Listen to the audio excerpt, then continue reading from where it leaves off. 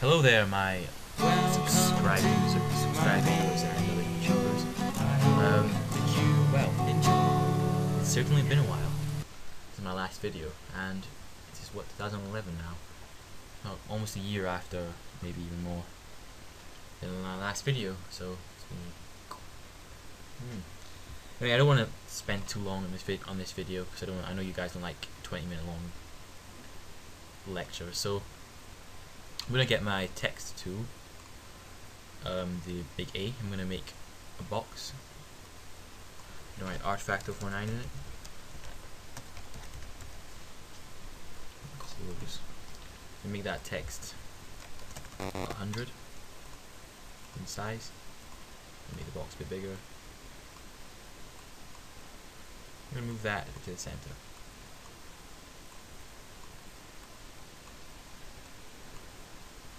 Anyway, so I've got my Artifacto49. I'm gonna click escape.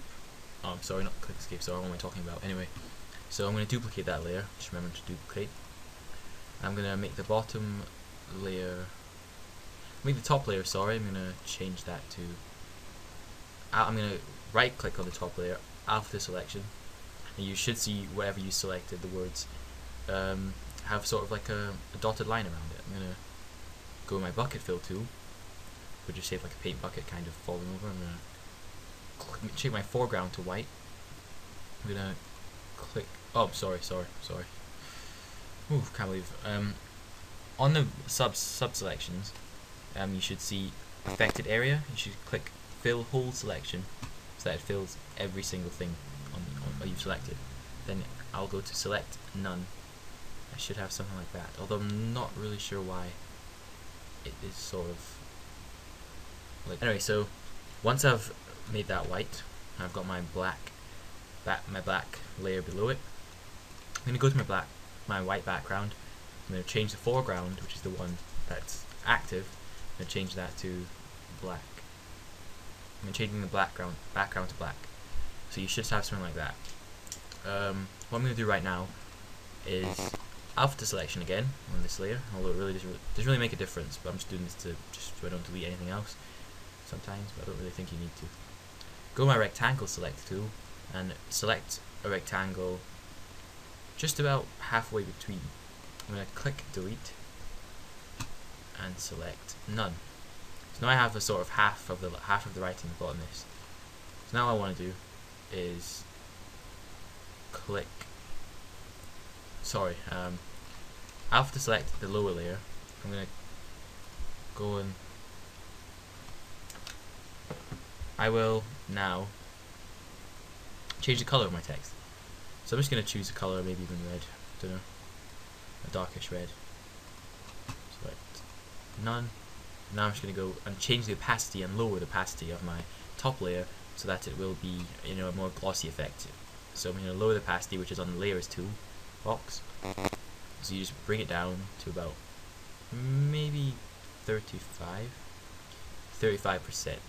35.3 as it happens. So that's my so far gloss effect on it, and it has standard gloss effects as you'd see in some text. Nothing too special about it. Now what I'm going to do is duplicate the lower layer, bring it below my top layer. I'm going to flip it around. So I'm going to get my flip tool, which is right next on the left of the text tool. It looks sort of like a book opening. I'm going to click that. I'm going to click vertical as it flips it up and down. I'm going to flip it. I'm just going to click on it. You don't need to drag or anything, just click on it. And then get my move tool, click move the active layer, and bring this down. Just a fraction below the original text. What I'm going to do now is get my blend tool, where you get these variables. I'm going to click on this black and white box just below my color thing to bring everything back to black and white. I'm going to go on the sub selection, there's gradient. I'm going to click gradient and go FG to transparent. I'm then going to drag this up, I think. Yeah, I'm going to drag it up, but make a small width between both points, so drag it like that. That was maybe, yeah, that's fine. Maybe even just undo that. Maybe I can try getting a bit more. We'll see. That's fine. Now I've got Artifacto49 and a reflection. So basically this is a nice little simple way to make text. What you can do is you can filter and blur the gloss to make it look a bit more blended in, although I don't really think it does. I think it kind of ruins it a bit, but this makes it look a bit more like glossy and shimmering. But I think this simple like hardened effect, like sharp look, looks quite nice for some situations. So anyway, thank you for watching. I hope you enjoyed the video. I will be making a load more over the summer as I have a lot of spare time, and thank you for watching my previous videos. If you have, please subscribe, rate, and please comment. I love to see the comments, and just tell me, do you want anything more complex for beginners maybe.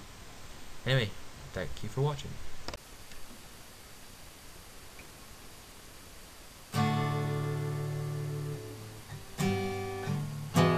Thank you for watching.